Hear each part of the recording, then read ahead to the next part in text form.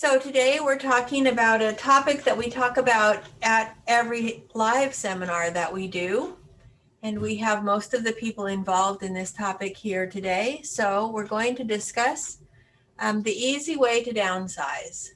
This is kind of our primary topic that the people who are here today to speak handle. And we've all worked on this for a long time and have helped hundreds, if not thousands of people downsize in this way and in other ways. Of course, this doesn't work for everyone, but it can make it much easier for many people who want to downsize, given how difficult a job downsizing can appear to be. So we're going to talk about 5 steps. I'm going to go ahead and share my screen.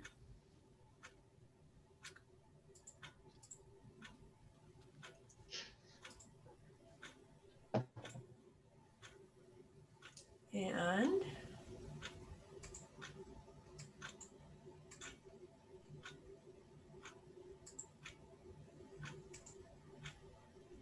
hopefully you are seeing the easy way to downsize on the screen in 5 easy steps. Is that what you're all seeing? Okay, good. So it is easy to do if you, like with any elephant, eat it one bite at a time.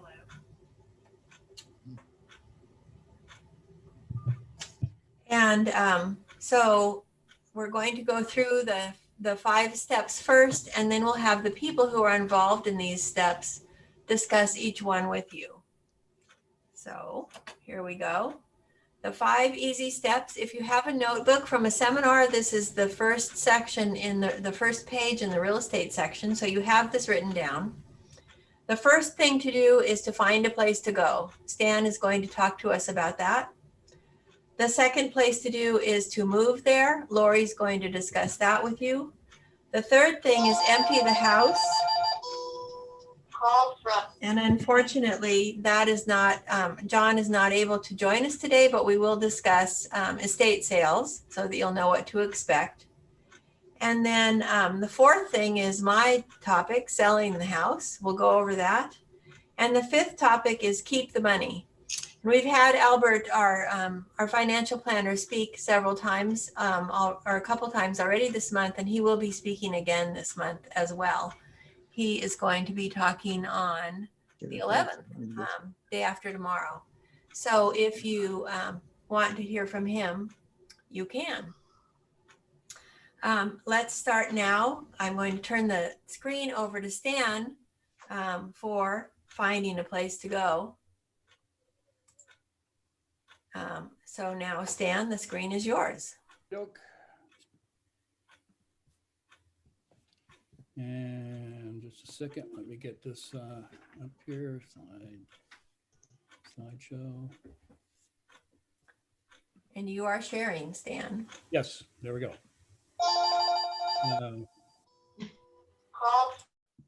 So as Mindy says, we're going to do this the easy way.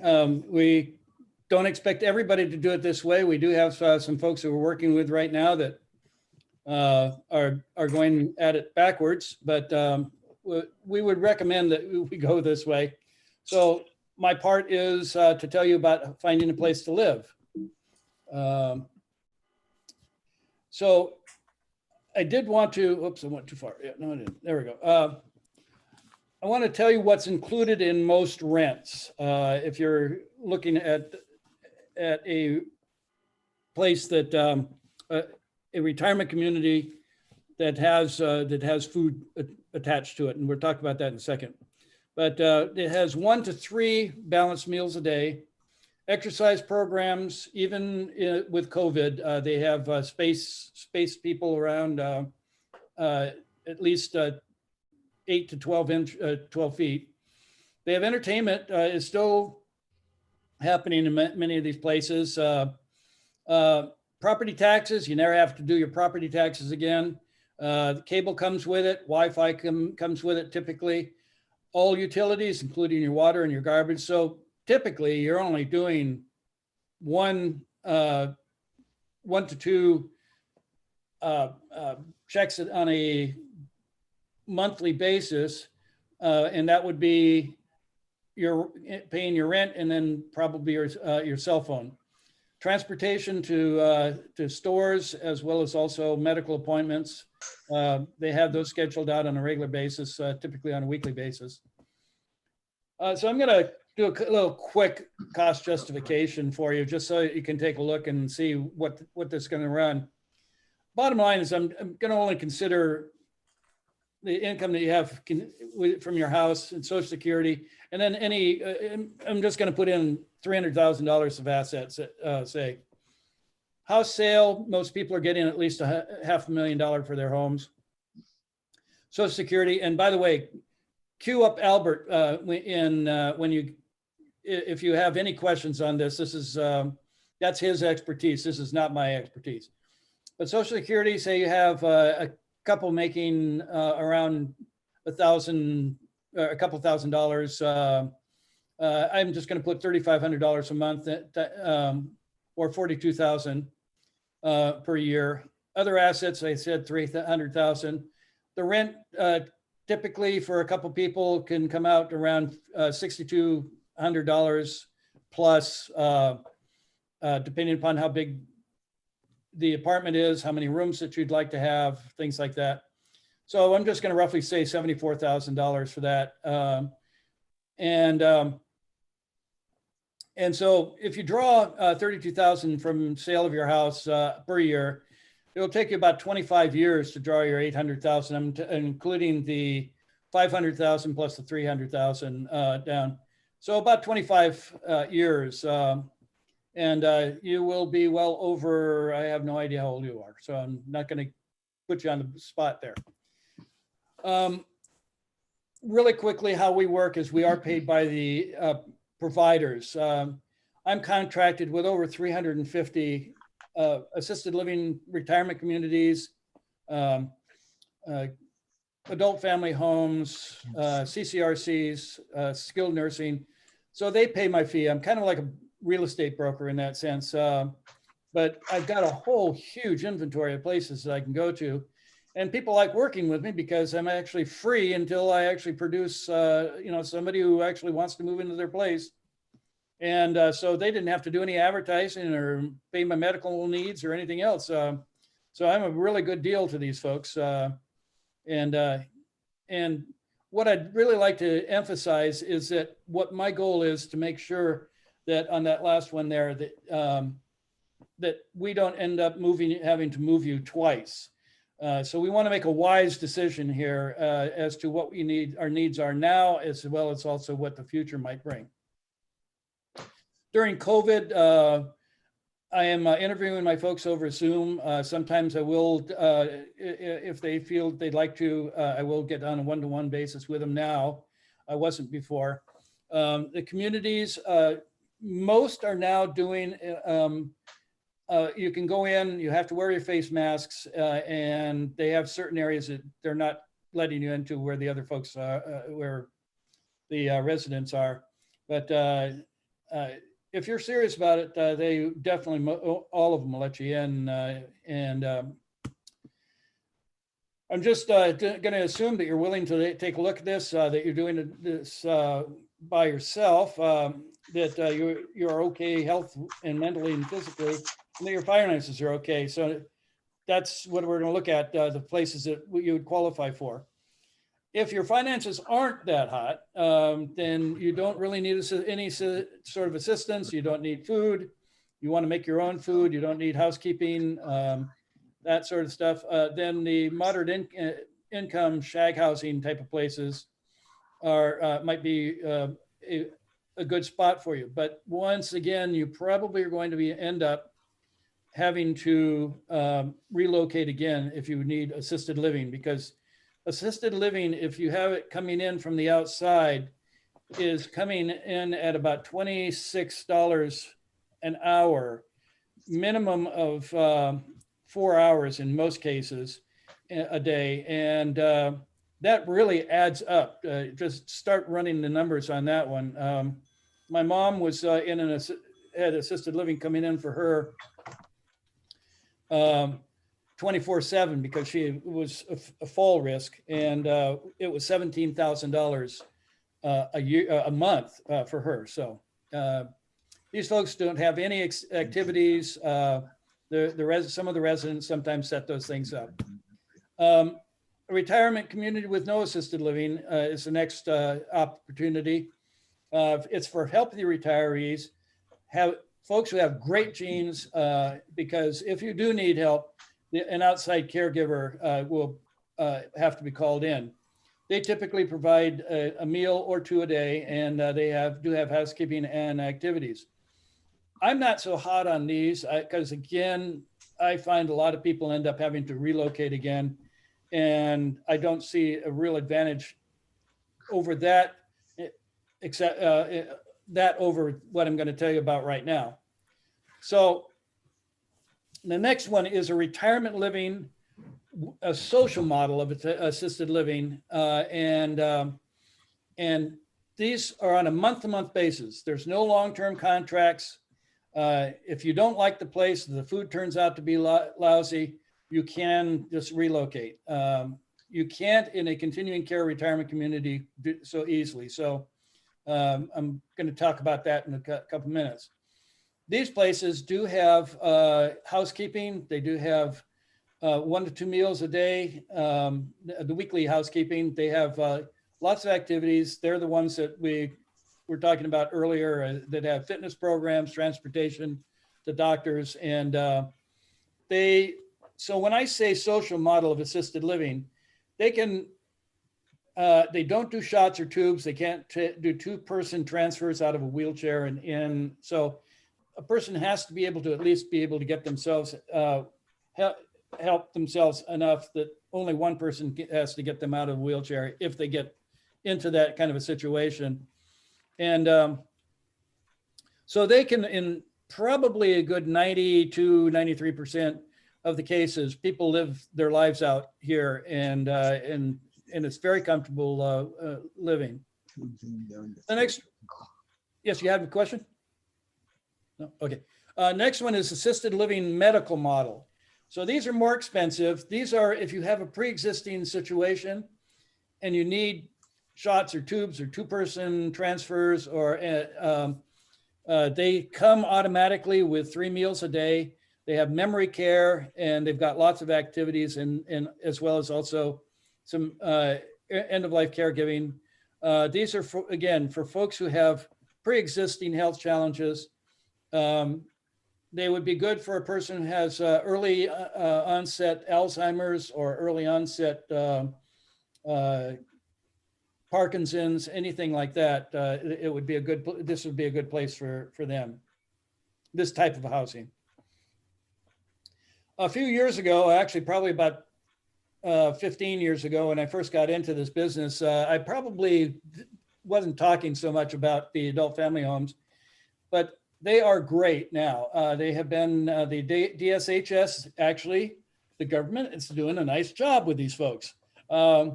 They do regulate them, and they regulate them very well. They are, there's typically 6 people in these homes. They're owned by Romanians or Filipinos, for the most part in this area. And the reason is this particular culture has gotten into this is because they really do honor seniors. It is an honor to work with seniors. And so that culture has plays out in these communities, and you just become quite literally a family member.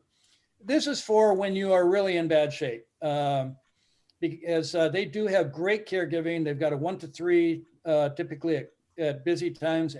So 1 caregiver to every 3 people, and 1 to 6 in real quiet time. So there's about 3,000 of these throughout the Western Washington area. And so I do know a lot of these.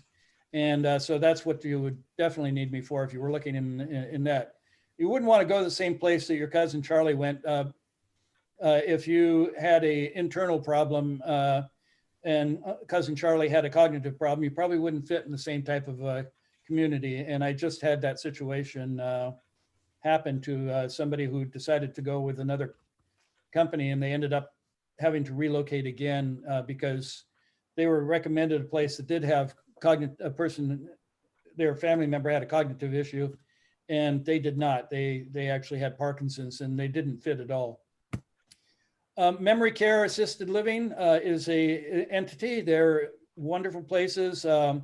They are secured. Nobody who has cognitive issues ever feels that they're secured in there. They are free to walk out of different doors, and they are in a fenced in area, and they walk right back into another door, and they feel like they've had a nice adventure and just don't know where they're at.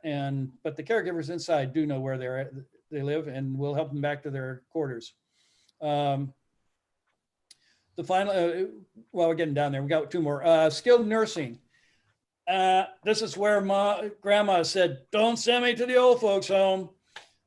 Skilled nursing is okay if you need rehabilitation. They have a 1 to 9 staffing ratio. So if you didn't need to go potty earlier in when you're getting your morning care, chances are you're not going to see the caregiver come back in for quite a while. They are very expensive. They have an incredible lobby going for themselves. So this is not a choice unless, again, you just need a couple of 3 weeks of rehab to get your new knee working or something like that. And they do accept Medicare in that kind of a situation. But then when they go on to private, their prices get to be someplace between $8,500 and $12,000 a month. Some of them will take Medicaid at the end. The final one is a continuing care retirement community. You have to put money down in these. There's about $250,000 to $1 million. These guys do a lot of advertising. They are getting a lot of people in because they say they'll take care of you for the rest of your life, and they can do that. But where I find their weakness is in the last part of their care. Their skilled nursing looks like that. As a matter of fact, that was taken in one. It is their skilled nursing really falls down, and you have it is not they've got a very poor staffing ratio. I have actually moved people out of CCRCs and into adult family homes because the family members did not like the care that they were getting from the CCRCs. The CCRCs are very difficult if you are not happy with them, very difficult to get out of. So read the contracts on these and kind of figure that if you do go for one of these, you also need to realize that if your family members decide to move, they get a job someplace else, and you want to go, you could lose a lot of money that way. So again, read the contracts, consider it deeply, but it's difficult to move and I have actually moved people from the East Coast where CCRCs are much more popular here, and they've lost great deals of money. As a matter of fact, one person left $750,000 behind because they wanted to move out with their family member. The final one is hospice. Hospice is free. It's Medicare pays for it, and they will travel to any of these places. So if you are in your last 6 months of life, these are angels on earth, and they will go anywhere. They will go to any place, and they'll even come if you decide to stay home. They will go there for you. And that's kind of it. So, any questions? So Stan, some places are able to handle people who have different cognitive abilities. So some places can take a spouse that has dementia and take care of that person and keep the other spouse who doesn't have dementia also comfortable and with people that they can easily talk to, right? That's exactly right. Yes. We actually see that quite a bit right now. It just seems like probably out of the last 5 places that I've people that I've shown, 3 of them actually have had that exact same situation, that their loved one needs help and but they don't. So and I must say also that a person who has cognitive difficulties cannot make the decision for themselves. They cannot see themselves relocating because they have no ability they've lost that ability to try to organize things. And so they will just not want to move. And so, yeah, that's a great thing, Mindy. Thank you so much for bringing that up. Stan, Yes. I'm wondering about the CCRC. Would that Yes. be something like Wesley Homes? Wesley does have a CCRC component to it. It doesn't, I think you can put money down. They actually go on a month-to-month basis, but you can put money down, I believe, or at least they used to be. No, it's all money down now. Yeah, you have at least a couple 100,000 and above to put down. Okay, okay. And then it's all read the fine print from there. It is. I really recommend that you take it to a lawyer and go over it with a fine-tooth comb. I've had people who've read it, and even one guy who was a lawyer read all the fine print and decided to do it, and then discovered that it wasn't. There were some clauses that he did not become aware of. Now, I must say that particular lawyer was having cognitive issues. So, but he was doing it all himself. He had his wife had passed away, and that's why I wanted to go there. And he had some. He was not functioning as a lawyer anymore. Thank you. Stan, this is Sue. Are there any CCRCs in this area, either Class A or Class B, where you get back 100%, or have they all dropped it to 90, 80? There is in Bothell, there's one, a CCRC that gets 100% back. But the rest, no, I think that they have the 90, 80 in decreasing amounts. The more you put into these, the more you get back out, because they actually use the interest to build other ones. The Emerald Heights is building another one. I believe it's in Olympia area, and they're using that money that other people put into it to expand their business. Am I correct that going to a CCRC, particularly if it's a Class A, Yeah. is not a good financial decision? It's just the lifestyle? Because I was interested in one. I have friends there that are very happy. And because I'm in a big home and I don't know what it's going to feel like to downsize, I chose something that could be built in the future, but it would have been 1,800,000 and some thousand to get 90% back, and still almost 7,000 a month. Mhm. So financially, it's many, many times more than living in a home. But my friends are happy there. So what am I missing about it? Maybe they're not so worried about the finances. It just seems to me it's not a financial decision that you'd make based on what you get back. It's not no. One of the things is as soon as you hit your 80s, it makes no sense whatsoever to go into a CCRC. It does if you're 65. I have some friends that started at 65. She had very early onset Parkinson's at that point, and and they moved into a place. And so she was able to age in place as her Parkinson's got worse. But then ultimately the Parkinson's she needed lots of care. And the only place where she could actually not get a 1-to-9 staffing ratio was to move her into memory care.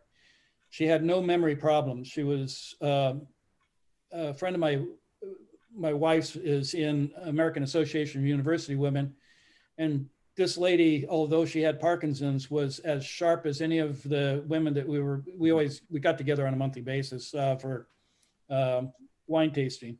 And she was really sharp, but here she is having to live in a cognitive area. So with people who did not, Right.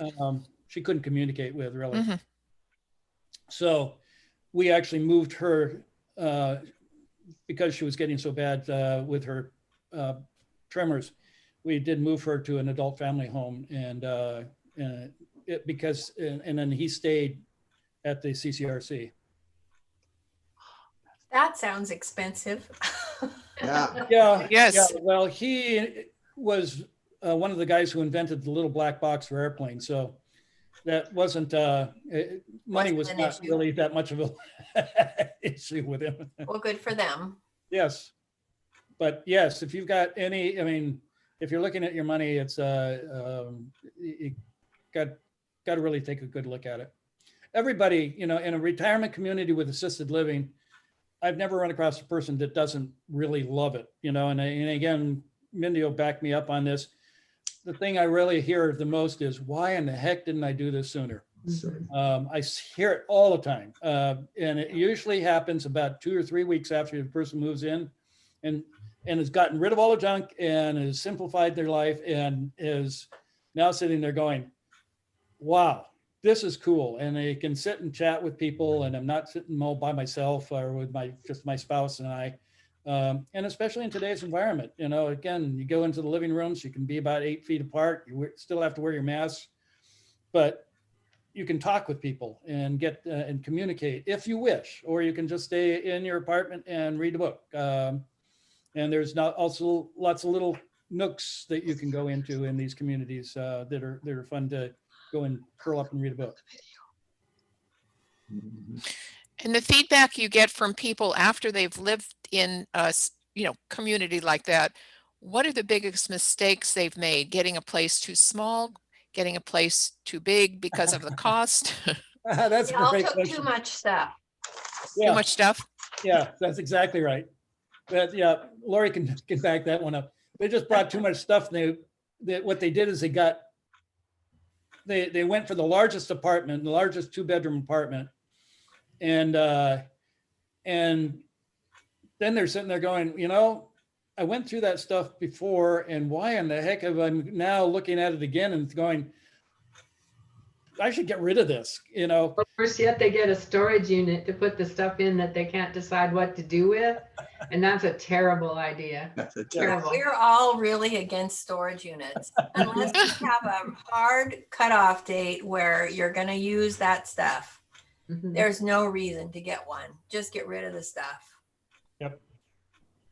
I had one for 17 years and I spent $17,000 for stuff that I ultimately went in and just threw it all away. Oh, no. It was just junk. It was my daughter's craft projects and stuff like that. So I am a He probably reformed didn't think storage it was junk. area person.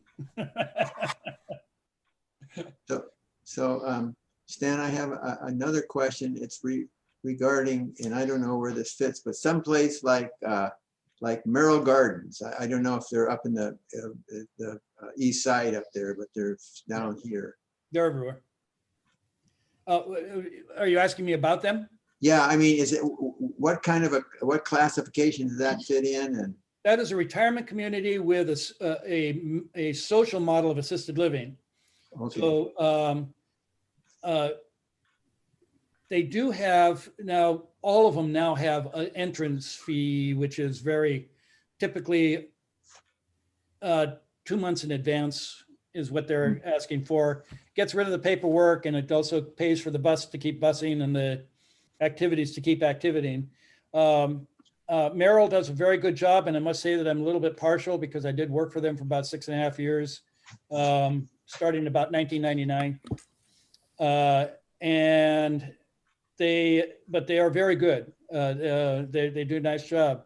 There's some great companies out there that are doing this, and that's what I do for a living, is make sure that you get a chance to see the places that actually make sense for your particular needs. So then you really advise people on you say you have that interview, and then you find out what the needs are, and then you advise them in different geographical locations around the Seattle area or wherever. Yes, I will either take you or I'll set up the appointments with the different places. It depends upon week to week. Are we under heavy COVID restrictions, or can we actually make contact even with masks on? So at all costs, I want to keep you safe, but I can set the appointments up for you and show you the places that actually make sense to you. So you're just not getting a list of 35 places, and most of them that they're either filled up or they just don't make any sense for you. Okay, thank you. And then the community pays, Stan, so you don't pay for any of that. And one of the advantages of Stan is that he has a medical background too. So it's easier for him to help you with what your actual medical needs are, because he has a background in senior housing and in medical care. I graduated from Stanford as an orthopedic PA, and I went into research and development of implants. And I had a company for 13 years with that. And then when I sold it, I had a non-compete clause, so I got into senior housing. And before that, he was a medic in the Army, right?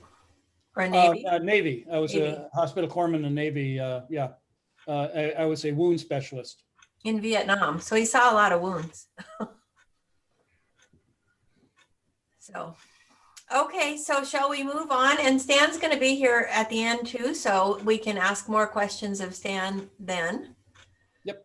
But step 2, of course, once you have found a place to go, is to go there. And Lori is going to talk to you about how to easily get out of the place you're in and into the place you want to be. You can be as hands-on on this as you want, or you can go to Hawaii and come back when it's done, or go visit one of your kids and come back when it's done. You really can be as much of a part of this process or as little a part of this process as you wish. So Lori, the screen is yours. Well, hi, everybody. I'm Lori Lamoureux from Seamless Moves. Our company has been in business since 2004. So we've been doing this for quite a while, helping people move. One of the things that people always ask me is, why in the world would I hire a move manager? It just sounds like extra money. All I really need to do is figure out what I'm taking and, hire the moving company. And why is there this extra step of hiring someone and paying them in between now and the move? And the reason is, we know where to start. I mean, actually, that's such a basic concept that it used to be our website. It isn't now. We use our company name, but I just think that it's really confusing for people to figure out where they want to start on getting ready for a move like this. Because even if you're not moving until next year, next spring, 2 years from now, whenever it is, I feel like the more ready you are, the less problem you're going to have once the move actually happens. We have several clients we're working with right now who, we're helping them figure out what to take with them when they're going to move. There's a beautiful retirement community opening in Issaquah, December 1st, that's been waiting to open since March. So A lot of our clients have been working with us ever since March and trying to figure out what they're going to take with them. And they are going to be ready to go. And it's great because if you come up to your moving day, like I said, no matter when it is, and you're not ready, it's very, very confusing. Especially if you're trying to do most of it yourself, or maybe with the help of a couple of kids who have full-time jobs and families and only have a couple hours a week to give you. The reason you want to hire a move manager is the same reason that people hire wedding planners. Now, you remember when you guys got married, there were no wedding planners, right? It was Right. you and your parents and your friends, and you just figured out what to do. And it took a while, but you got it done. But now no one would get married without a wedding planner. It just doesn't happen because you have to get the flowers and the music and the venue, and there's a lot to do. And it's the same thing with moving.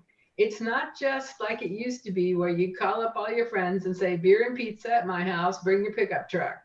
You know, it's just, moving doesn't work that way anymore. So what you want to do is make sure that you plan ahead for your move. So a lot of people are asking me right now, but I'm not moving for a while and there's COVID. Right. So we're all working around that. You know, when we work with people, we work with masks on, we use hand sanitizer. A lot of times when we stay 6 feet away as much as possible, a lot of times working with our clients, they don't understand the process is very, very quick when you're working with people who know how to take you through the process of the downsizing.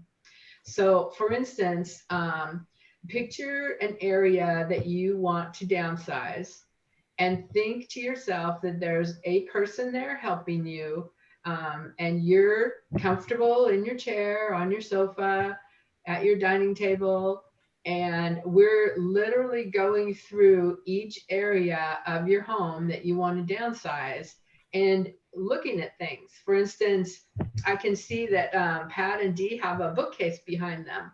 And so we would literally look at all of the books in that bookcase and say, first of all, are you taking the bookcase with you? And if you're not taking the bookcase, where is your plan to put these books? Because they have to go somewhere. They can't just sit on the floor, right? And then we would go through all of the books with you. And I know a lot of people think, why would I pay somebody to do that when I can do it myself? And here's my question. Have you done it yet?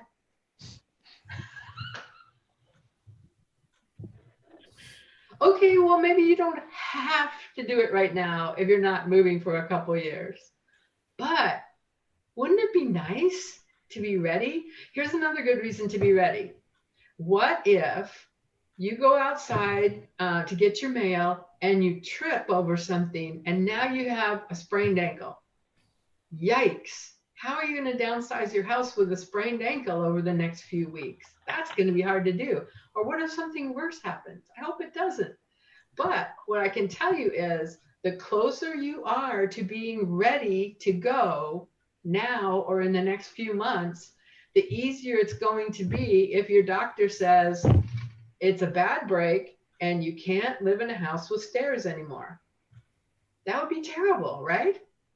So if you start getting ready now, you are going to be that much closer when it's time to move, when the COVID is over, or when you just feel like you're ready. You're going to be a lot more ready if something happens. So I'm going to show you a couple things. Let me see my share screen on here.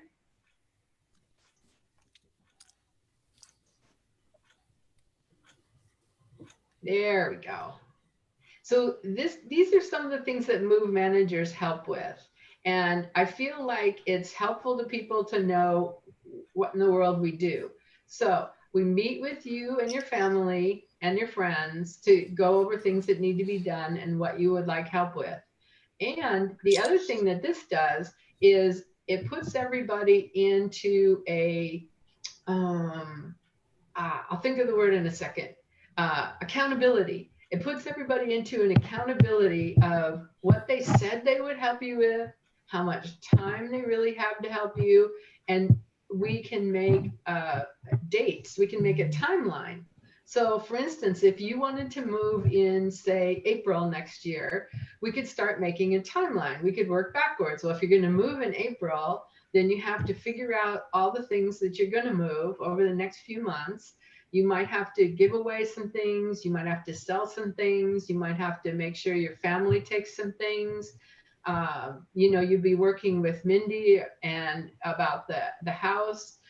Does something need to be painted? Do we need to move things out of a certain area so that you can get painting done? It's all about the planning. And so a lot of the planning that we do now, we are doing over Zoom in case people worried about the COVID. And I understand that. That's not a problem. But the most important thing is to get your timeline going. Even if it's a year or two from now, you still want to get that going so that you know what you're supposed to be doing, so that you don't have to listen to me say, have you downsized your books yet? I know. Okay, so working, like I said, with the realtor, wanting to know if there are areas of the house that need to have attention before you move, helping you to plan what you're going to move. Now, as you're working with Stan, you're going to find a floor plan or several floor plans of places that you're considering moving. So if you're going to an apartment or a condo, they have floor plans online. They can send them to you in a paper copy if you want. If you're going to an assisted living or a retirement community, they definitely have floor plans that they can provide for you so that you can start thinking about what you're going to take with you. And this is a really good thing to do because you want to think to yourself, am I going to a 2-bedroom apartment? Am I going to a 1-bedroom with a den? For single people, maybe they just want a studio apartment because they're not going to be there often. They're going to be off, visiting their kids and traveling and having a good time, going on cruises, whatever. So you want to figure out an idea of where you're going, even if you don't know the exact place yet. Like I said, all of us can help you with that. Mindy will help you with if it's an apartment or condo or just a smaller house. And Stan will help you with the assisted livings and the retirement communities, figuring out what your floor plan is. And then that way it makes it really easy to start thinking about what you're taking with you. And I really like that concept of what am I definitely taking with me, and maybe not quite yet thinking about all of the stuff that's not going. If you have, an attic or a basement or rooms you're not using and you don't want to think about those things quite yet, that's not a problem, because it really, I think, takes a load off your mind if you're thinking about the things that you definitely do want to take with you. So let me just see on here. Does anybody have any questions so far? Because I know working with a moving planner is a new concept for some people.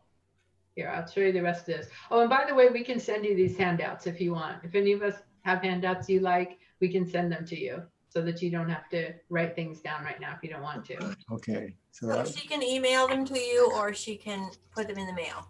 Yeah. Okay. But you would need our email addresses if you want to email them to us. Yeah, definitely. Okay. So we So can you do can that. just put that in the chat if you want. And then Oh, in the chat. Oh, I see the chat down here. Good. Mhm. Okay. Yeah. Yeah, And then that's a good Lori can idea. get those off the chat. Yeah. So I'll send it to you. Lori, Okay. I have a question, Lori. If this is Sue, if you don't know where you're going, but realize that there might be a time you have to do it, so you want to be proactive, is it worth hiring you now?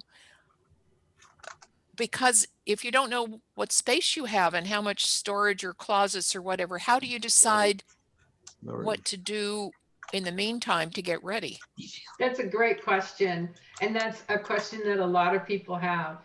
I think the best thing to do when you start is either, if you have an idea of where you're going at all, not maybe the place, but, oh, I know I want a 2-bedroom apartment, or I know I want a 1,200 square foot house, or, you know, whatever. If you have an idea of what the end destination of what you're trying to do, that's helpful. The other thing that we start with is prioritizing, because there's going to be a long list of things that, you know, no matter where you're moving, you're not taking it. Because, for instance, let's say we go in your kitchen and we look around and we find this turkey roaster pan that you used to use at Thanksgiving when everybody came over. Well, are you going to have Thanksgiving in the future? Maybe not. Maybe you don't need the turkey roasting pan. So those type of things, we can go through the areas of your home with you and prioritize the things that are definitely not going, and set those aside for an estate sale or a donation, or, you know, giving to friends and family. If you have a daughter or a friend who's They gonna don't want anything. Nobody's kids want anything anymore. No, I'm That's just just the way it crushed. is. I know. Okay. So we also do know really good places to donate things if you want to go that route. Are One thing they open though? You know, I used to give to Heart and Home in Bellevue because our church helped start that. Oh yeah. And they're not taking anything but clothing. And then Goodwill in Bellevue, my friend said now they're only open on Thursday from 10 a.m. to something, and the lines are an hour or two long. I mean, they're cutting down apparently in this area anyway, because people are getting rid of stuff now that they're home for 7 months. You know, I think that was happening, but it isn't as bad anymore. I've It isn't right as up bad. to Goodwill. Oh, Yeah. oh, okay. I Yeah, still think they may not be taking furniture. They may not be taking large things, but it is much easier to drop things off now than it was. The That's other very thing is true. that if you are planning on doing an estate sale, you may not want to get rid of anything now. You might want to include it all in your estate sale. So we'll talk about that next. Yeah. Yeah. And also, since we're doing this every day, we know the places to donate things that are open, what time they're open, and what they're taking. And so, you know, as we're going through things with you, we say, you know, we can take this to this charity, we can take this to this charity. There are some charities that are still picking up, believe it or not. Oh. It's hard to believe, but there are a couple. You just have to make a reservation with them a couple weeks in advance. And Lori, you have, what about cost? If somebody wanted to be proactive, even though they might be in their home for years to come, so you wouldn't be doing a total move kind of analysis, but what would that cost? the part about helping with the downsizing? Just to give suggestions and a timeline and get started. Do you do it by the hour, or do you do it by the job, or what? Yeah, our company works by the hour, and I think most move management companies do that. We work by the hour. We'll generally, what we try to do is take a look at the areas you have that are concerning you, so that we can give you an estimate for your time and cost of your project. And then just, you know, if you're using our help to take things away to the charity donation, it's not, you know, there's not a lot of cost in that. As I said, some of them pick up. And then we also have resources of trucks that will come, you know, like a small moving truck. And they will come and they will take things either to charity donations or to a disposal place. If you have things you need to get rid of that are more for a disposal, recycle, hazardous waste type thing, we have resources for all of those things. I think more my problem is I don't know what things are valuable these days and what aren't. I know my kids don't want anything, and I'm assuming a lot of young people are exactly like my kids. So the fact that I have things that I know I spend a lot of money on and are valuable to me doesn't mean it's worth keeping forever. So during your initial looking at the areas, can you say, oh, you definitely want to keep this, this would sell for quite a bit, whereas this one you can get rid of, it no longer has much value? Can you do that too? Or is that an evaluation person that's different? Yeah, that I would leave that up to the estate sale person, because they can definitely tell you about that. And if it's a specialized thing, there's places that they can sell them online. So there are some estate sale companies or consignment companies that are selling online for people right now. So they either take possession of the item, or they leave it in your home, but they do the selling part. And then when it's time to pick up, they can make those arrangements, or you can. So there's several different ways to do it. I would say that part of your question that's not our department in our company to say that something is valuable. In the middle. Yeah, we would leave that to the estate sale person. But what I also will say is, one thing we ask people is, how much you paid for it, how many years you've had it, how much have you paid to rent it those years. It's one way to look at it, right? So if it's you have a- almost like you need the estate sale person first, because like I might have boxes and boxes of books from the 1930s that are in prime condition, and whether they're worth a lot or not, whether, Yeah. that's just one example of the different Right. things I have that I hold on to because I think, Right. oh, they have beautiful plates and you couldn't find it anymore. Mhm. But I don't know. If somebody said none of that's going to even give you $1 a book, I would be much more likely to part with it. Exactly. Yeah. And that is the purview of the estate sale person to tell you how much the things might sell for, or if they have any sale value at all. And the landscape of selling things has completely changed since COVID. I'm telling you, there's so many things that people used to buy and love and keep and collect, and they just don't anymore.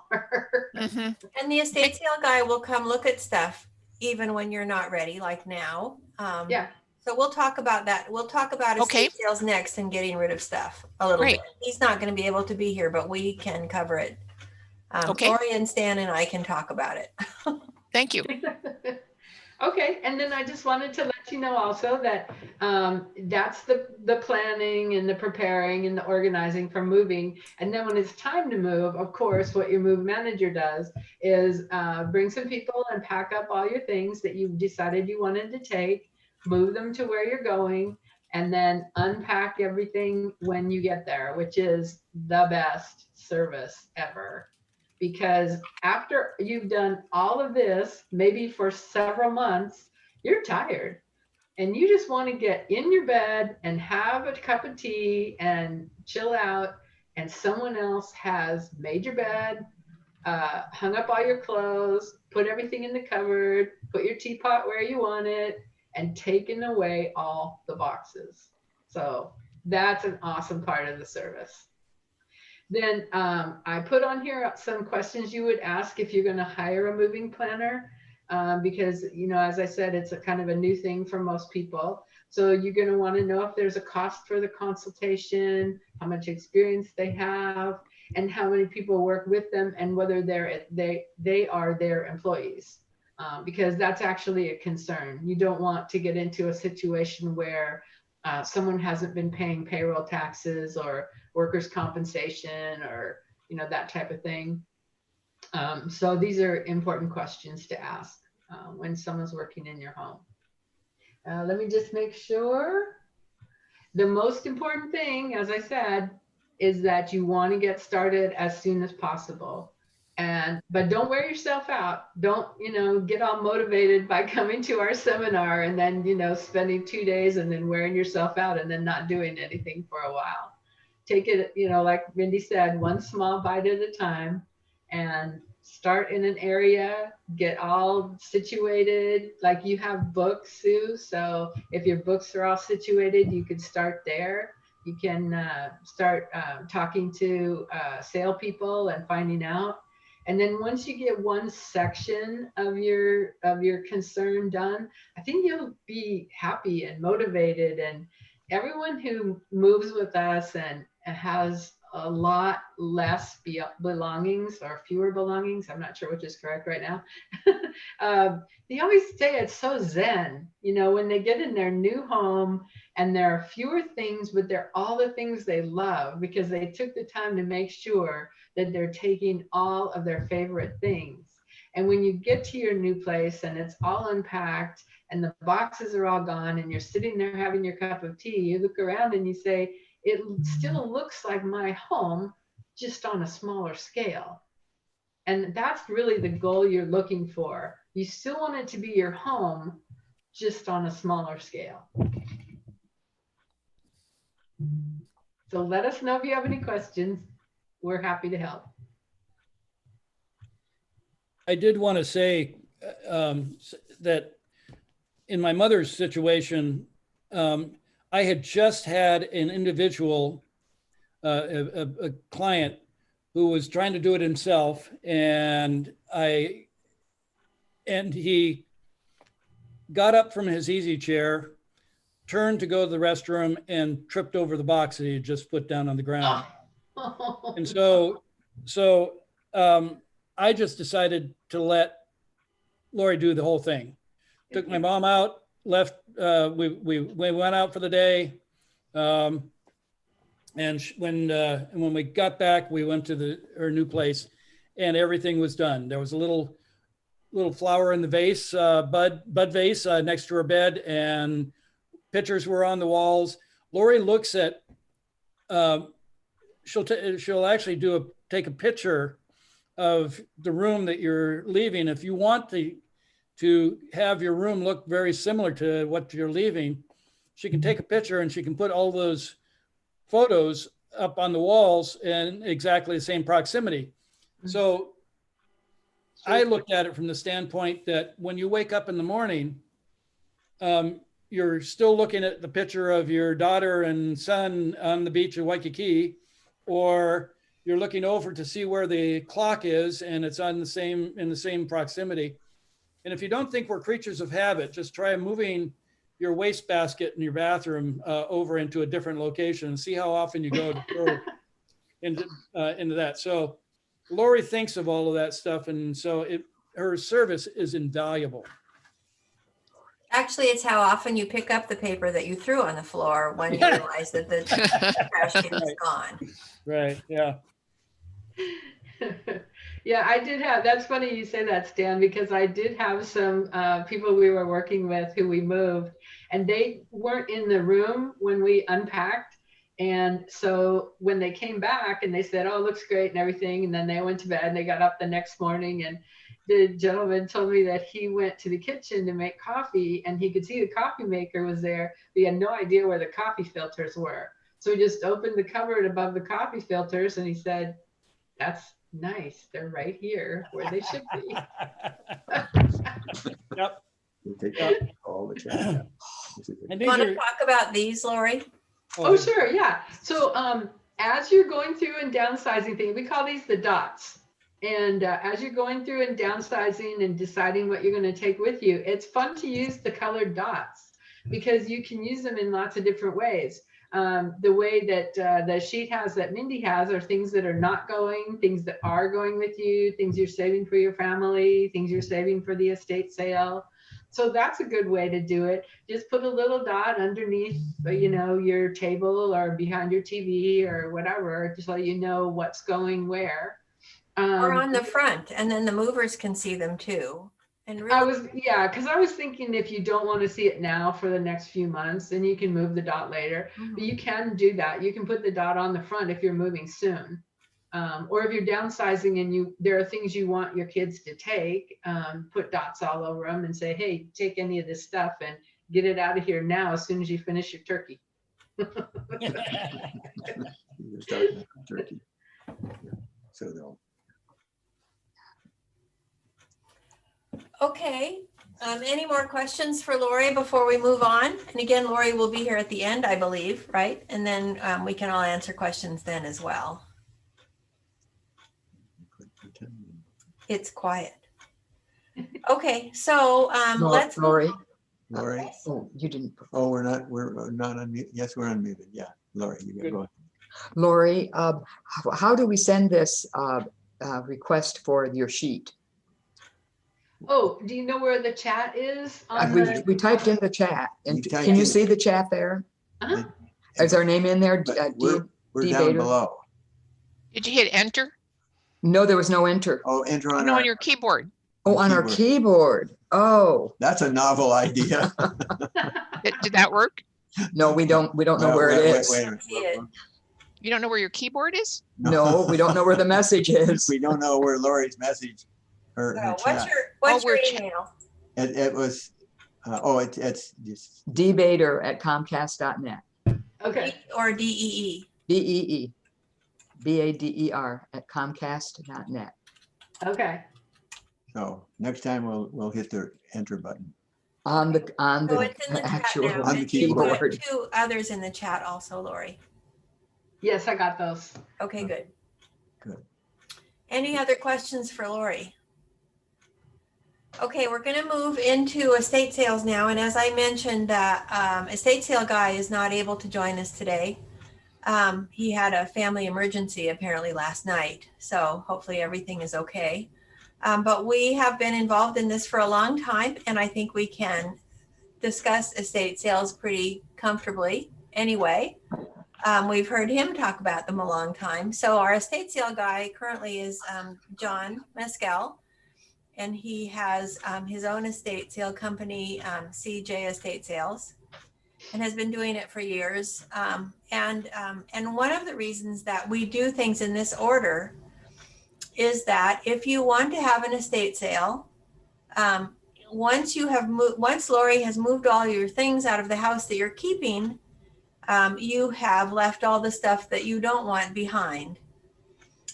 This gives you some opportunities. So you can, if you get to where you're going and you think, oh, I wasn't sure if I should bring that, but now I want it, I can go back and get it. You can go back and get it.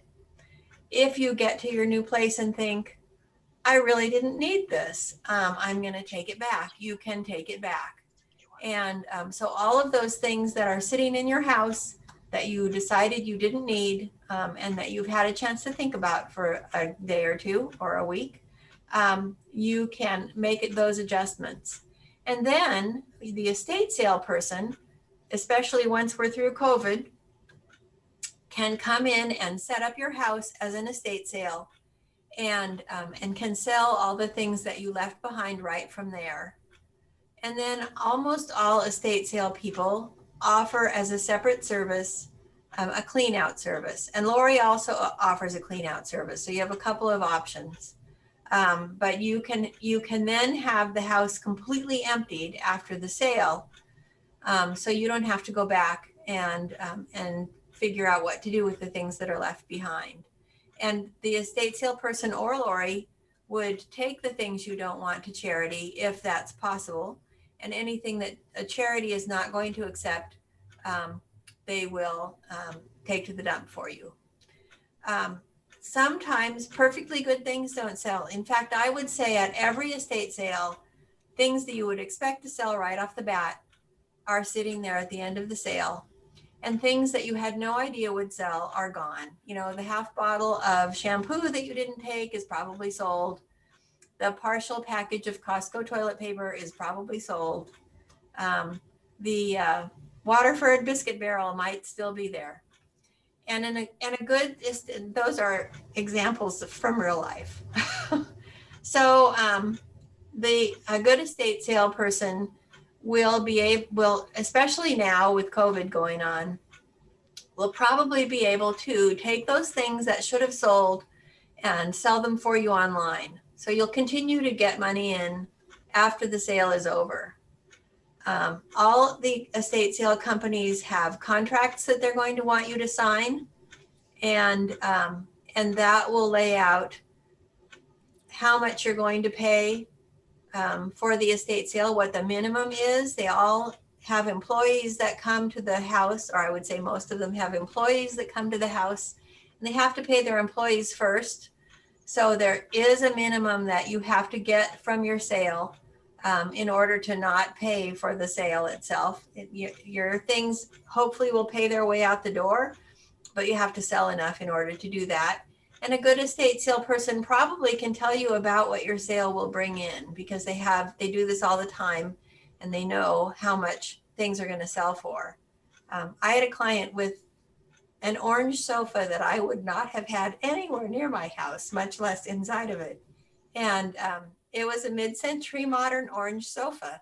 And he said, oh, that's the hot item of the sale. And sure enough, it sold for a lot of money and it paid for the whole sale. So the things that will sell are not always things you would expect. Old airplane tickets have sold. Old discontinued flavors of Jell-O have sold. You couldn't eat them anymore, but they're discontinued flavors and people have bought them. Weird stuff sells. So things you would have no idea that anyone is going to want are going to sell. And Photographs of people who you've forgotten who they are, people will buy them. right, It's people will funny. buy your old pictures. Isn't that weird? They don't have any clue who these people are. Some of them are obviously interesting because they're so old, but some of them are, you know, from our lifetimes, and I don't think they look that interesting to anyone but me, but people will buy them. So, so if you do it in this order, then you don't have to go through all of the stuff that you want to get rid of first. That will make things much easier. And once you take the things out of the house into your new place, psychologically it becomes easier too, because all that stuff you left behind is the stuff you didn't want.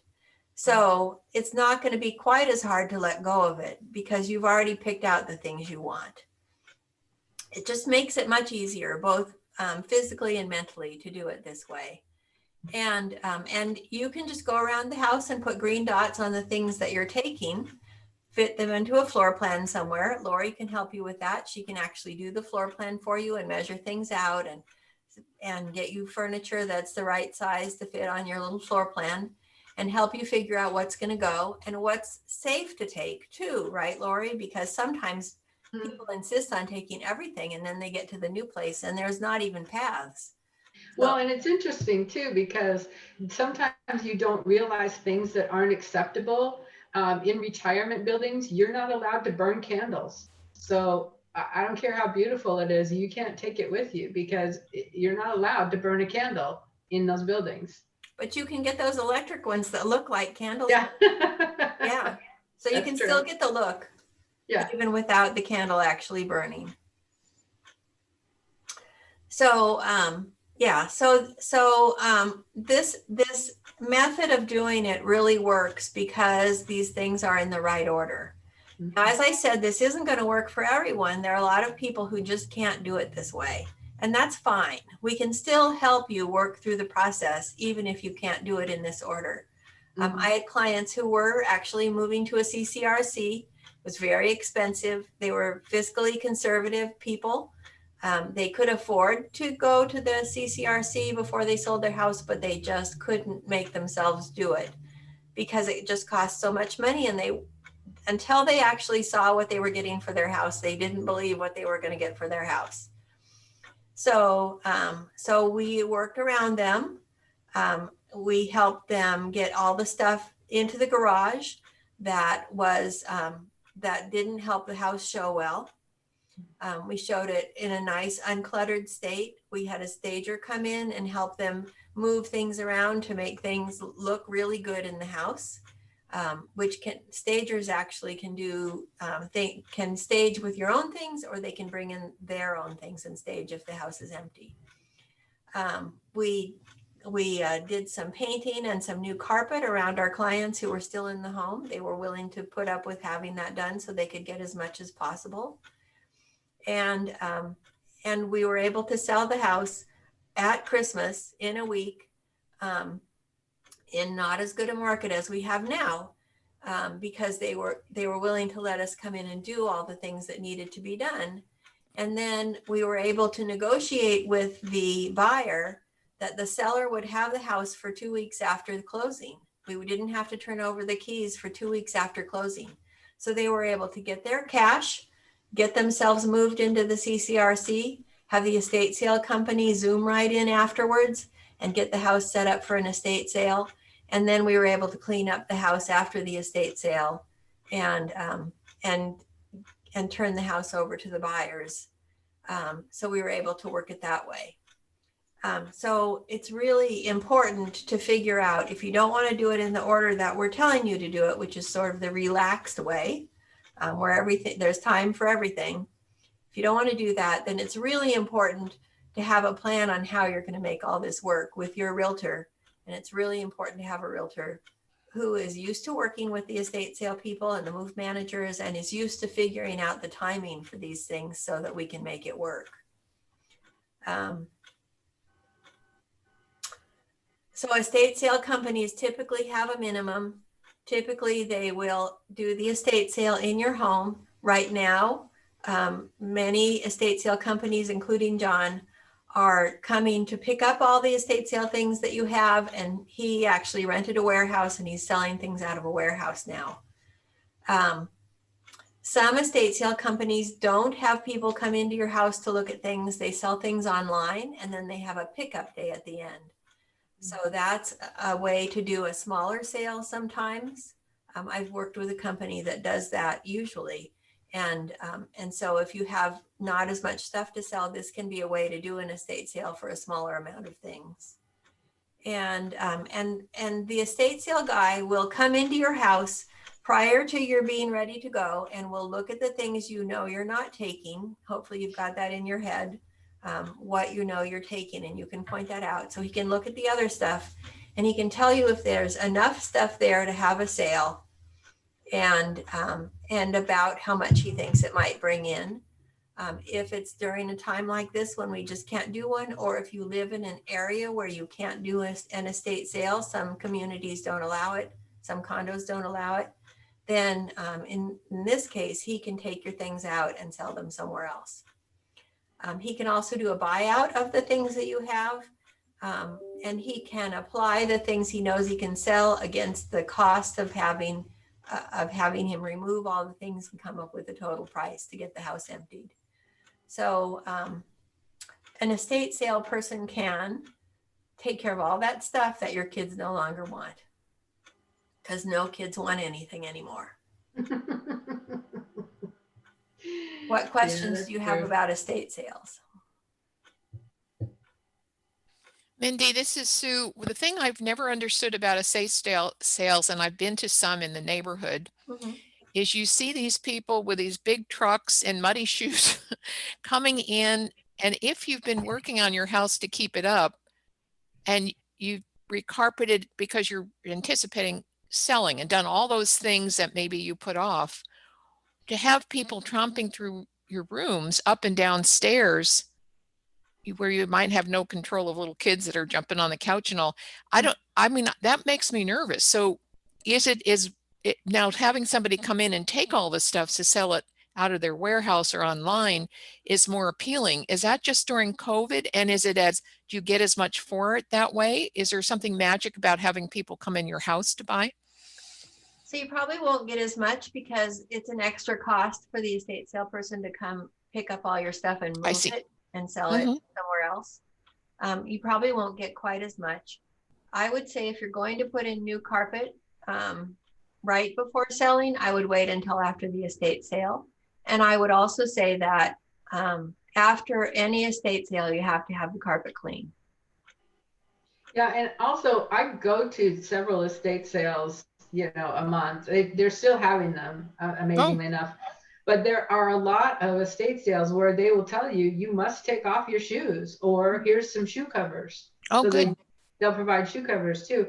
And a lot of estate sales now, especially during COVID, aren't allowing children because I can see you in COVID. Yeah.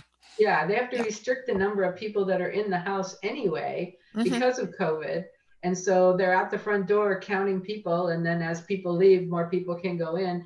They're actually doing a really good job on keeping things safe and keeping the house, tidy and not getting messed up.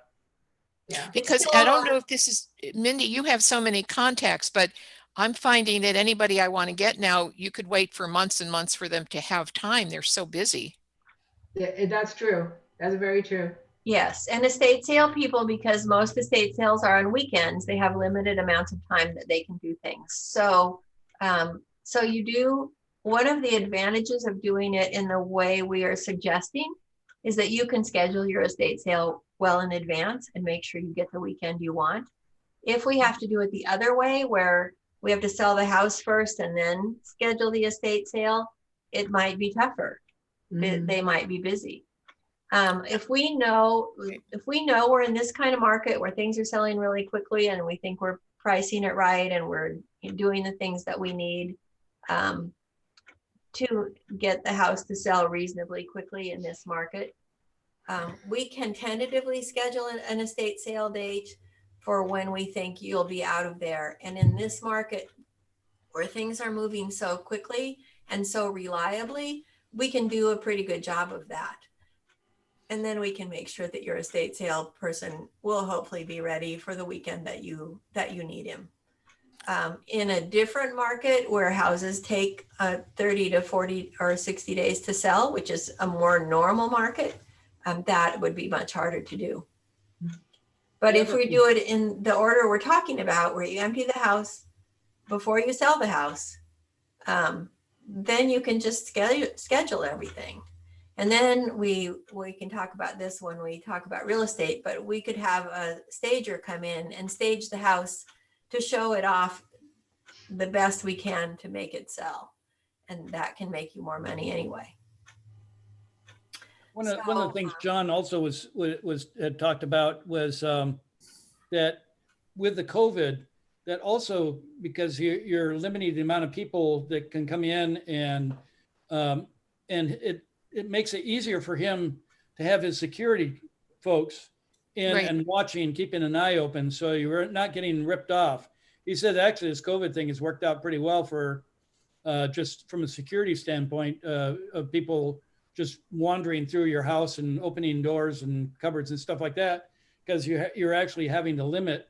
And he says, I can have my people keeping an eye open on more on folks. So it also makes using an estate sale person more important, because they can advertise the exact same things that you are selling to their their email list of thousands of people who are looking for that kind of thing.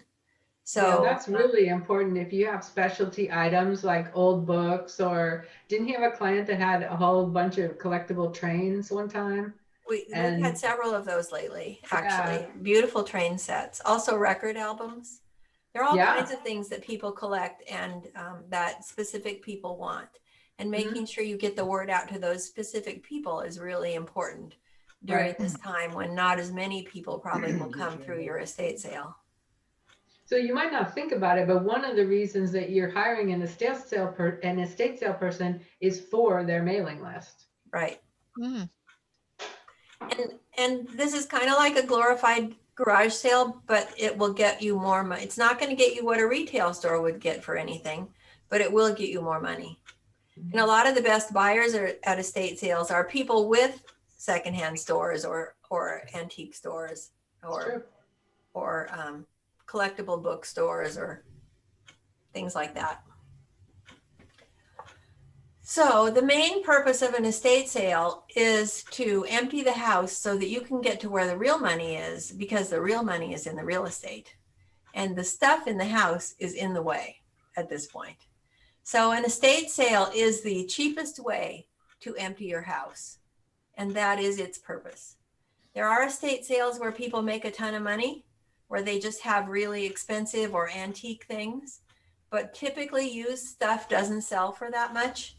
And so the purpose of an estate sale is to get you to where the money is. And that's the real estate. And that's my part. Yay! Any more questions about estate sales before we move on to the most important part of this day, which is the real estate?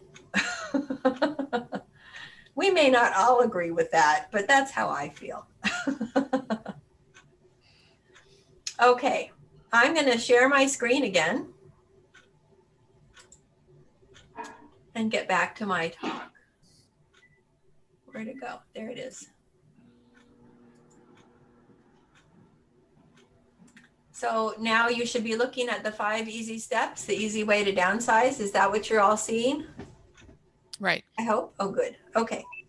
So we've been through the first 3 steps, and step 4, of course, is to sell the house.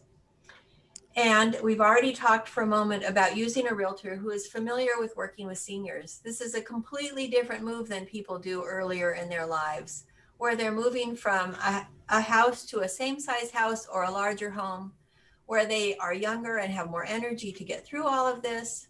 It's just a different move. And so using someone who's used to doing this makes a big difference. And part of it is you're using somebody who has this group of people who can come together and help you get through the whole process. So thank you all for being here, group of people. Downsizing can be much more difficult than a standard move, as I just said. Using somebody, if you're looking for a realtor who is not me, who also does this, you can try looking for someone with an SRES designation. That's a senior real estate specialist designation. It's from the Board of Realtors.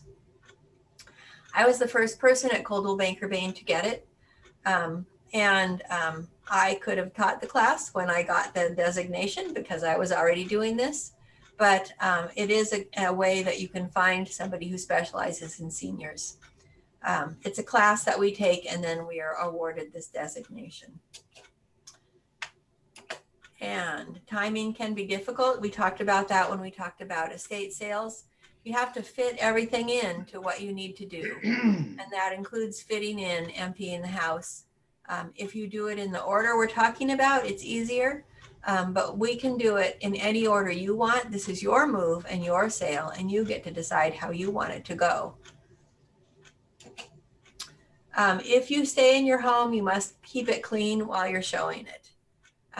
You need to make sure things are put away when you're showing your home. And you need to make the bed first thing every morning because you don't know what time people might come. You need to be ready to leave the house anytime someone is going to show, if you can. If you can't, we'll work around you. Our market is spectacularly good. It is really a great time to sell a home right now.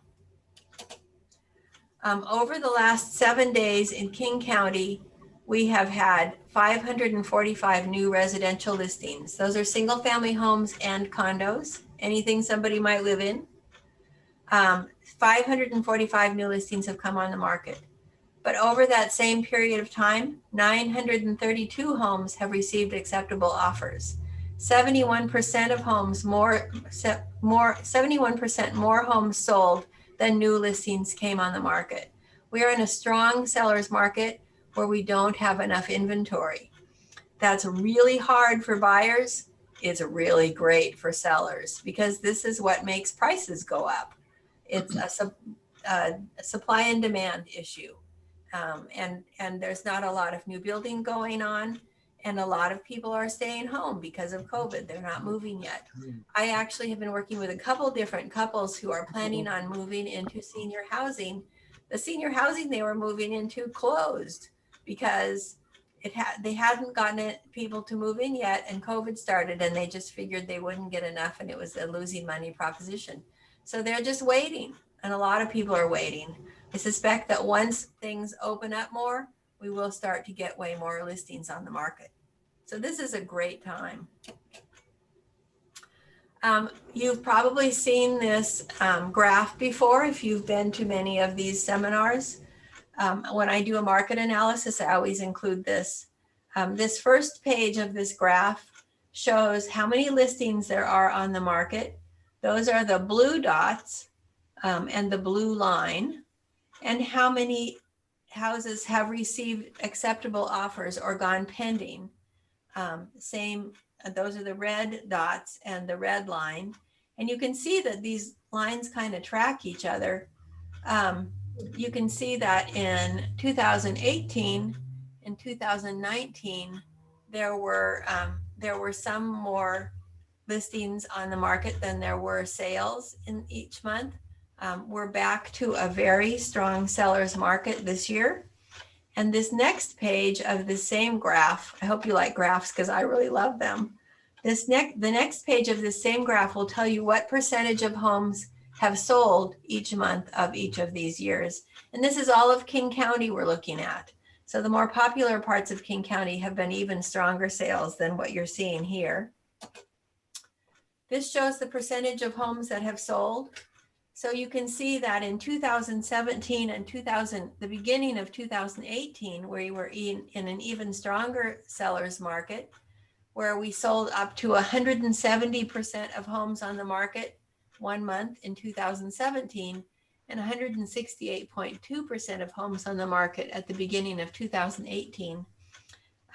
After that, in 2018 and 2019, we felt like a more balanced market, but only because we had gotten used to such a strong seller's market. We actually haven't been out of seller's market territory since 2012 in this area. In a balanced market, a good home that's priced well will sell. A crummy home that is not priced well will not. In a strong seller's market like the one we've been in since 2012, we pretty much just sell everything. We might have to adjust the price if we come on at the wrong price, but everything is going to sell. And everything is going to sell very quickly. You can see in this graph,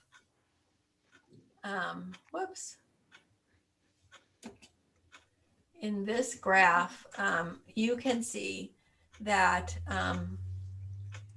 there we go, sorry about that, that in January, we sold over 100% of over 110% of homes on the market, 115.9. And in February, we sold 130.1% of homes.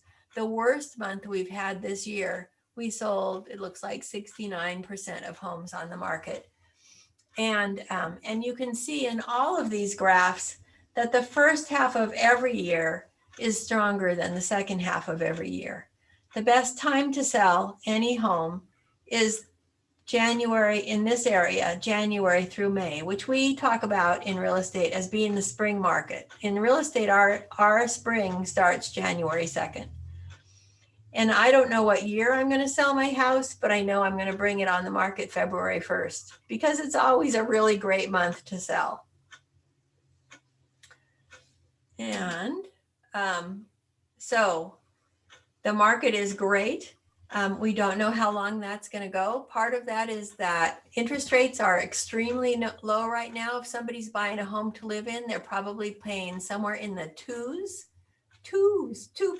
Isn't that crazy?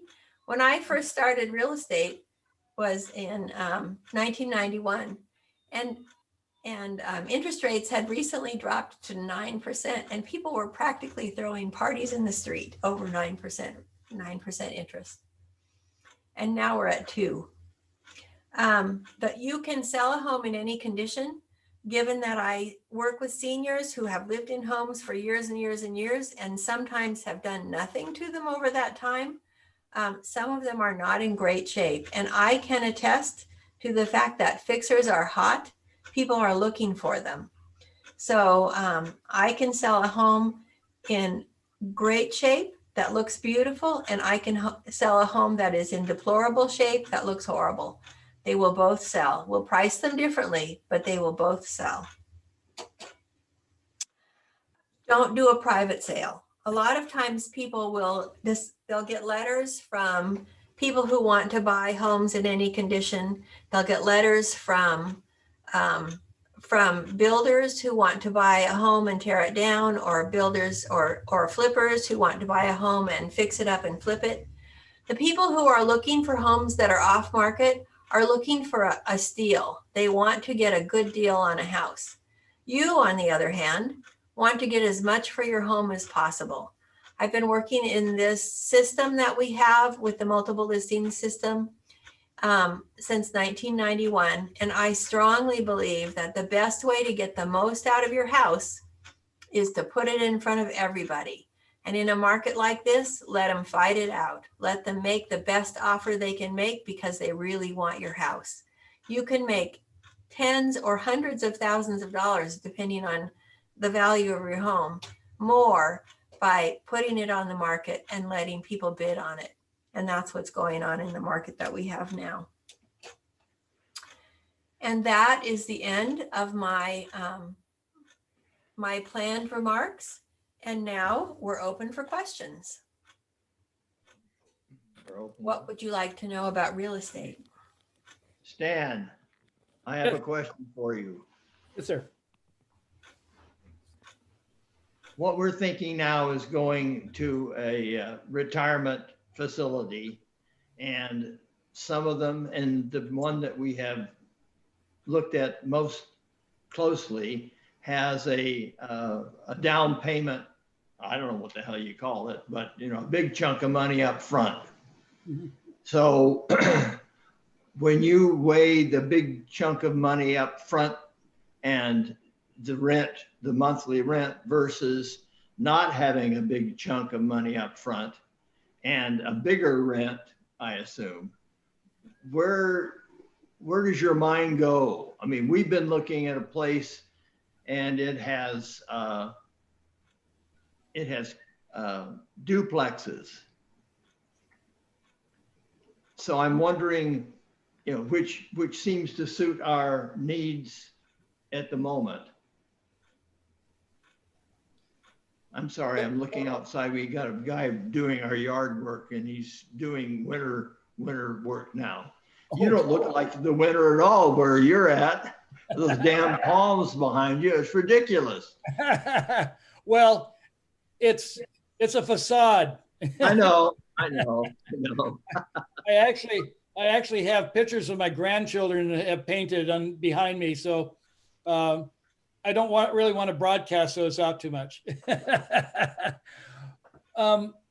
So how much of a down payment is it a CCRC that you're looking at? I guess yeah, it's about 100,000. Okay, that's a CCRC. And right now contractually they say they'll give you back 85. Yeah. Now what once again, repeat your question. What do you want to know? It was pretty messed up, so I apologize. That's all right. Anyway, I'm just trying to, I got the impression that you were didn't look as favorably on that kind of an arrangement as just a strict rent per month arrangement. Right. And the reason is because for several reasons, but again, it's just my thoughts on this. There's a lot of people who really enjoy CCRCs, and that's for sure. But there's also a tremendous amount of people who are really enjoying retirement communities that charge only on a month-to-month basis. As I might have mentioned, if you're 80 plus years of age, the down payment doesn't really make as much sense to go into a CCRC because you're not going to get that money back out of it. And again, when you say you're not going to get the money back, you mean you're not going to get 100% of it back. Right. They're going to use, in your particular case, they'll use the 20%. They'll give you back the 20. They give you back 20% or 80%? 85. 85%. Okay. And so they're going to keep the 15% for themselves.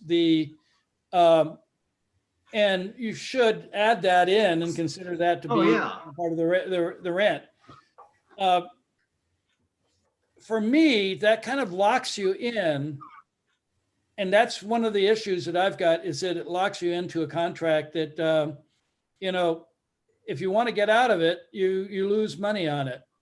Mm-hmm. For me, I would much rather, if the food turns lousy, I'm not happy with the care, or I'm not happy with, you know, the management all of a sudden changes.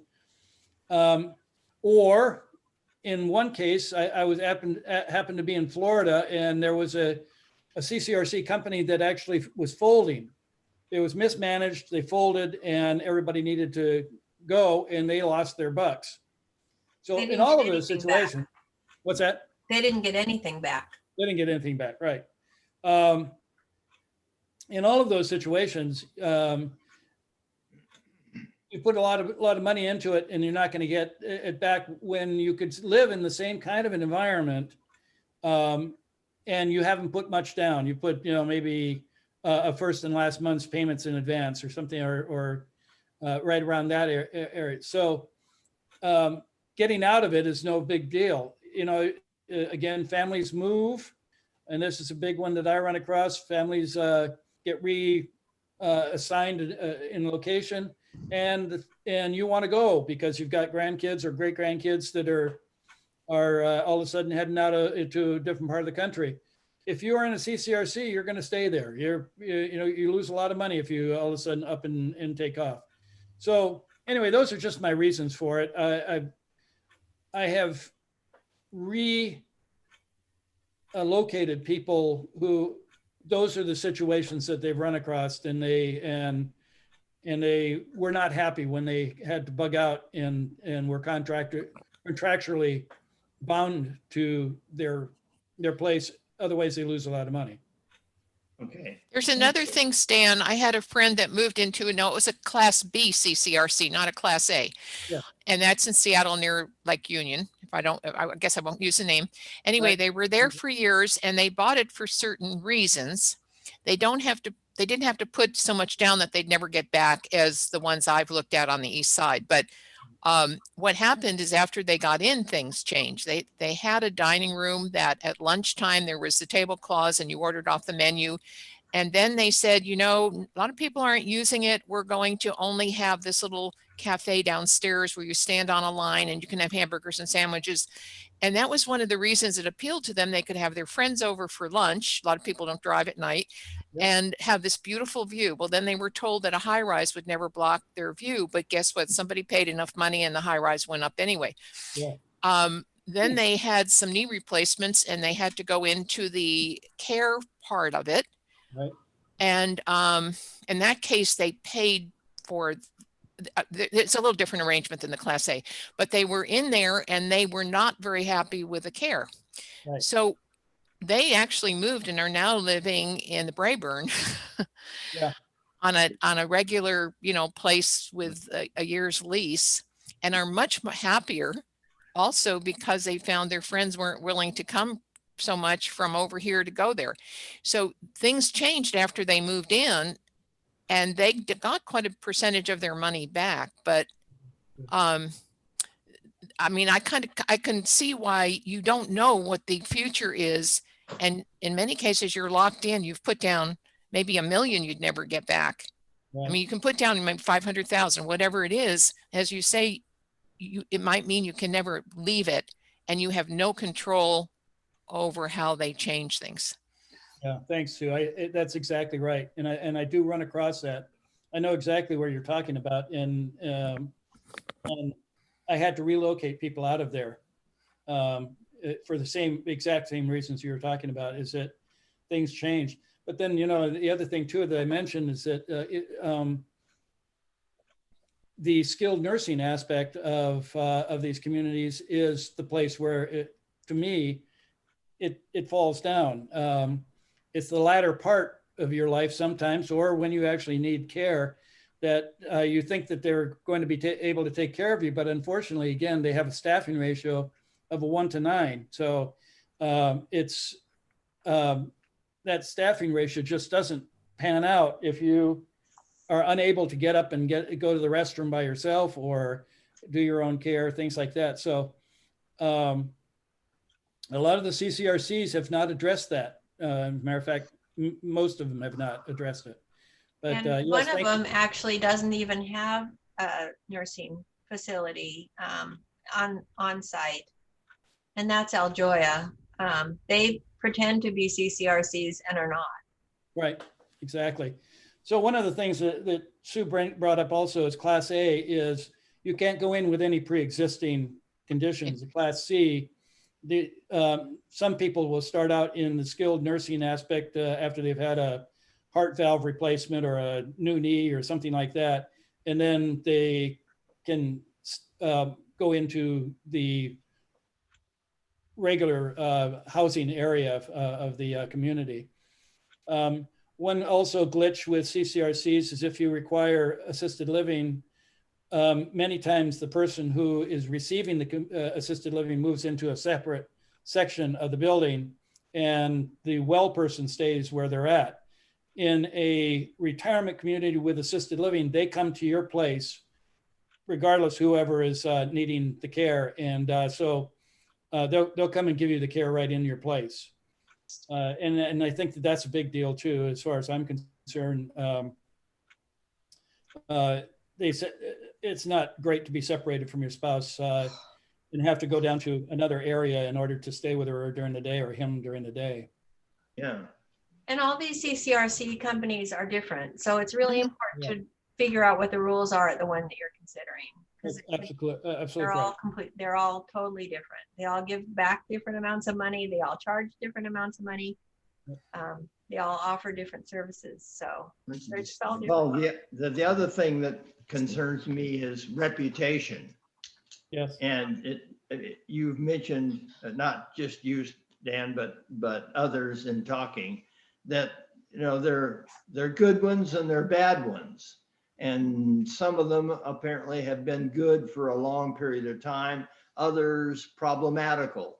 So for instance, what about the Wesley organization? Well, how do you find them?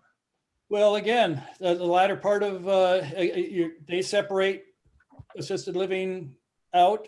So if your well spouse stays where they're at, and they separate the person who's got issues, it's this similar stuff. But they've got great reputation. They're doing a good job. It's just that they have a weakness in the system itself, as far as I'm concerned. I don't want to be separated from my wife if and nor does she want to be separated if we need care. I want to be with her. I want somebody to come in and take care of her, or in her case, vice versa. But I really don't want to be separated. And that's one of the issues that comes up in the CCRCs in general. And Wesley does a good job, but that's where they fall down. I am moving a person out of a Wesley in Des Moines, probably in the first part of the year. I'm going to be moving them out to a different place that is not a CCRC. Okay, and you say the difference between Class A and Class B, what does that mean? Well, it's just pre-existing conditions. Class A, you can't have any pre-existing conditions.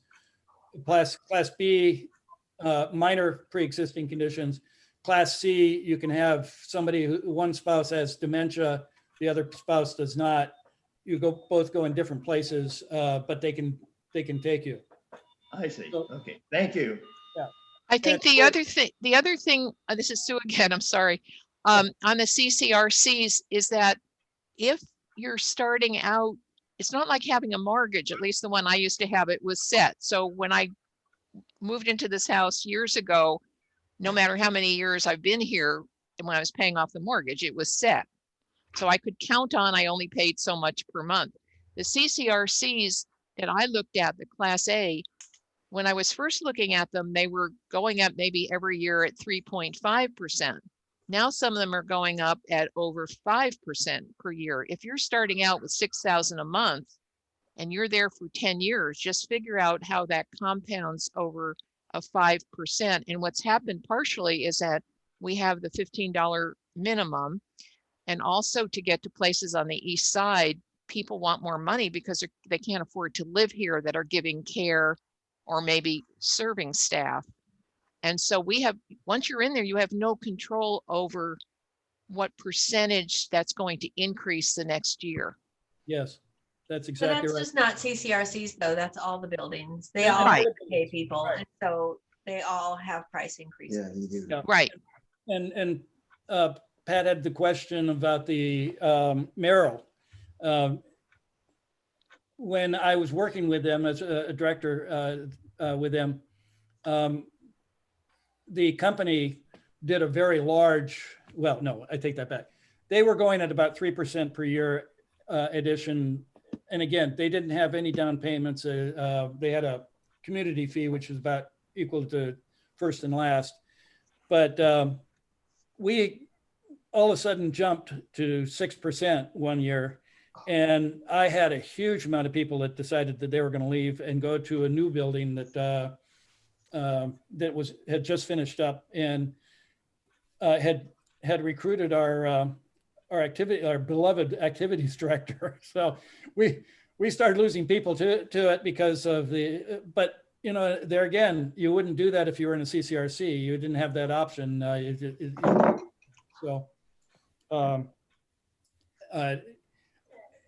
Merrill doesn't do that very often. None of them of the regular retirement communities, they do have annual increases, but they're usually within a 3 to 4% increase, depending upon, and again, Sue, you're so right, depending upon how easy it is to find waiters and wait staff and CNAs to care for the people in the area.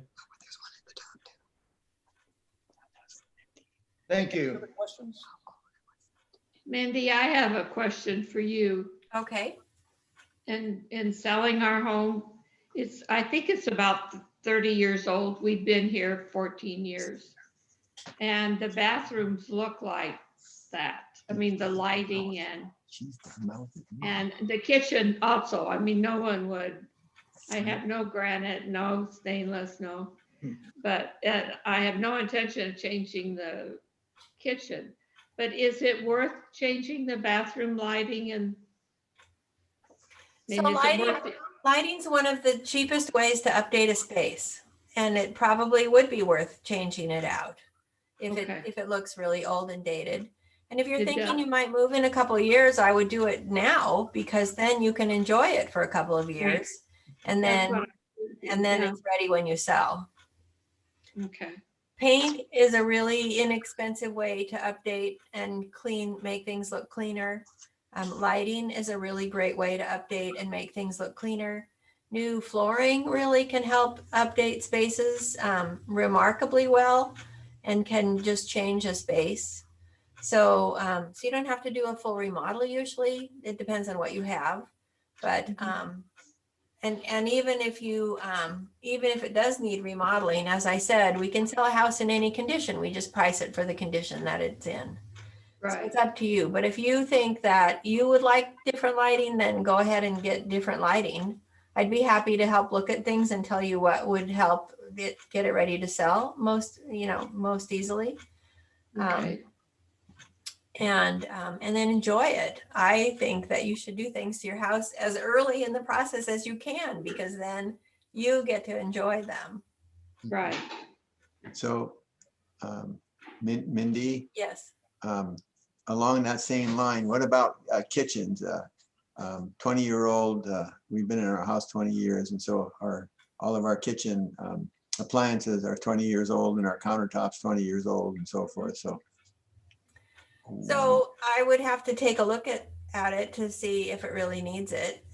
If it does, a lot of people will buy a new appliance package that all matches and looks new and fresh. And that also is a relatively inexpensive way to update the space without having to do the whole kitchen.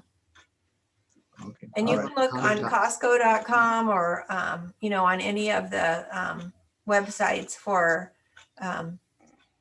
Lowe's or Home Depot and see what kind of kitchen packages they have. French door refrigerators are very popular and fit most easily in a space. So that would be a good way to go. Probably wouldn't usually pick the cheapest package, but I would pick a reasonably priced package with some upgrades. But what about just selling our kitchen, our 20-year-old kitchen the way it is versus? Again, you can sell any house in any condition. Do you lose a lot? Do you lose a lot by not upgrading first? You make more money by upgrading, but it's also a big pain in the neck. So it's up to you to decide if it's worth it to you to make changes. And changing out your appliances isn't that hard. Somebody comes in, pulls out the old ones, puts in the new ones. But this countertops, we have Formica. Okay, it's For not very, countertops. Formica is not very popular. Right. If it's orange, it's even less popular. No, it's gray. It's gray. Well, that's better. That's a step in the right direction then. So we can certainly sell your house with the kitchen the way it sits. And then somebody would pay less for it than they would pay for a house in the same neighborhood that has a new kitchen. Mhm. That's up to you whether you want to make that change. I actually am. I am working with a couple now who he has dementia. She has her hands full. They're going through the same process that you're thinking about. Their kitchen is hideous. I haven't told her that. I've just told her it's dated, but it's really ugly. And it's got the cheapest possible cabinets. And it's a house that's less than a block from Lake Sammamish. It's on a private road. It's a good size house. The kitchen really is way less nice than the location warrants. And so we are looking at redoing the kitchen and painting the whole interior of the house. They haven't painted anything, and you can see handprints all over the house. It's been lived in. It's been rode hard and put away wet. And it looks like that. And so we are having the whole interior and exterior painted. When you walk up to the front door, there's a rot next to the front door in the siding. It's really obvious. It's a hole in the siding with rot in it. It's really ugly. And so we're getting all that fixed. And these people just don't have the cash to do this.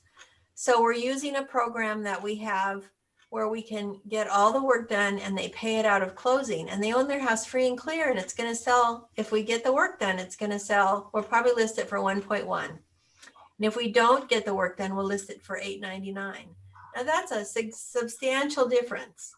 And it's going to be about $80,000 to get all the work done, but it's worth it because they're going to get another $120,000 or more. We'll probably, if we get it on the market in this market, we'll probably get multiple offers and sell it for more than that. So, so it's worth it for them to do it. And it's especially worth it because they're paying at closing. So they don't have to come up with any cash. So are you the one that would then come to our house if we decided we wanted to sell it through you? Would you be the one that could tell us if you thought that we were in a neighborhood where it would warrant redoing our house, redoing our kitchen? Yes. So what we would do is we would look at other sales there, and we would see what the difference is, assuming enough houses have sold there. We would see what the difference is between a house that is all fixed up and a house that is not all fixed up. And we would decide whether it's worthwhile. Okay, because we have a beautiful view of the valley. We're right up good. above the Valley Medical Center. So we have a nice view of the Olympics. Great. Does that help when people? Absolutely. sell? Views are irreplaceable. Okay. You can't just have one somewhere else. So that's a really good thing to have. Okay. And you may decide that you're going to get enough for it as it is anyway, and you just don't want to go through the effort of fixing it up. Yes. In this case where I'm doing this work on this house, we're having this work done. The kitchen really is hideous.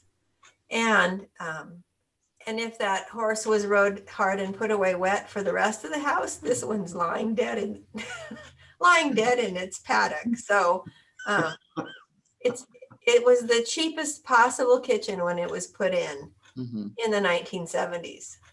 Oh, in the 70s. 50 years ago. And these people are fine with it. It worked. They can cook. And that's all they want. They're not people who believe, as I do, that aesthetics are everything. They think if it worked, it should be fine. And in fact, we were going through the list of things that are going to be changed out. And we're talking about changing out the whole kitchen. And she said, well, why do you have to get rid of our faucet? Our faucet works fine. Well, it's a 1970s faucet. It just wouldn't look right in a 2020 kitchen. Yeah.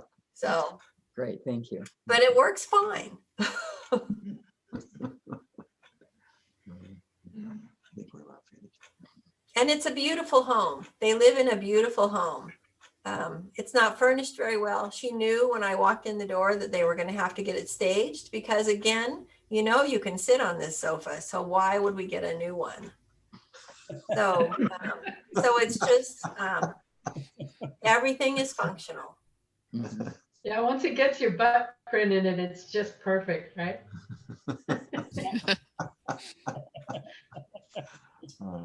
So, and some people live in homes that look perfect all the time. These people, it's just not important to them. Mhm. So, so they live there perfectly happily, and that's great. I'm glad they did. And they're in a really nice neighborhood.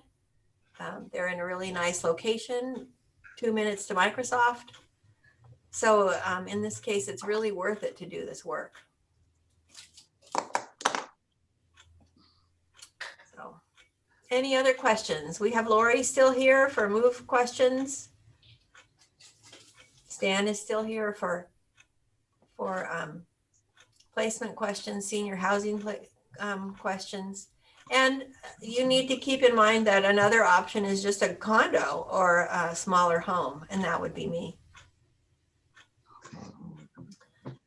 So really the world is your oyster. You have homes and you have equity, and that gives you lots more options. Great. So Mindy, if because I'm thinking about working on the bathrooms, if you come out and survey, then do you have names to recommend who would do the bathroom work? I do have people who can do things for you, or I have this option of paying at closing if you're ready to list. But if you're going to live there for a while, I have names of people who can do work. Okay.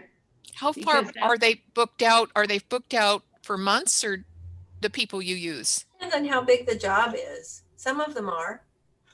Yeah, well, I'm not in any hurry, but we have not been very successful. And I mean, we have lights that need to be replaced in our garage, and it's beyond Sam's, or beyond, I will not allow him on a ladder anymore at all. Yeah. So my handyman has an electrician's license. He's not licensed to change out a panel or something like that, but he is Yeah. licensed to change out lights and things. Yeah, And he also does drywall work. So if changing your lights means cutting new holes in the drywall or moving something, he can do right. that. It would. Yeah, yeah, it would. But we have He is not been kind of booked successful. out, but we can get him there because he does a lot of work for me. So. Okay, yeah. So, all right, that's good. Thank you. Mhm. Anything else we can help you with today? I'm hungry. You're hungry?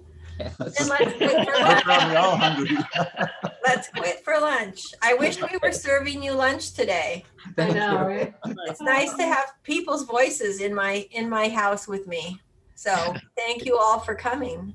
Yes. Thank you. Thank you. Thank Thank you you. very much, all of you. Thank all of you. All for right. So all your hopefully we'll see you all back here on Wednesday at 2:00 about Okay, what are you leaving to your loved ones. We already decided they don't want any of the stuff in your house. So we'll talk about No. other things. I know. All Thank right. you. Thank you all Bye-bye. for coming. I really appreciate it. No, I don't think we'd be coming. Yeah, Oh, okay. yeah, I think we're not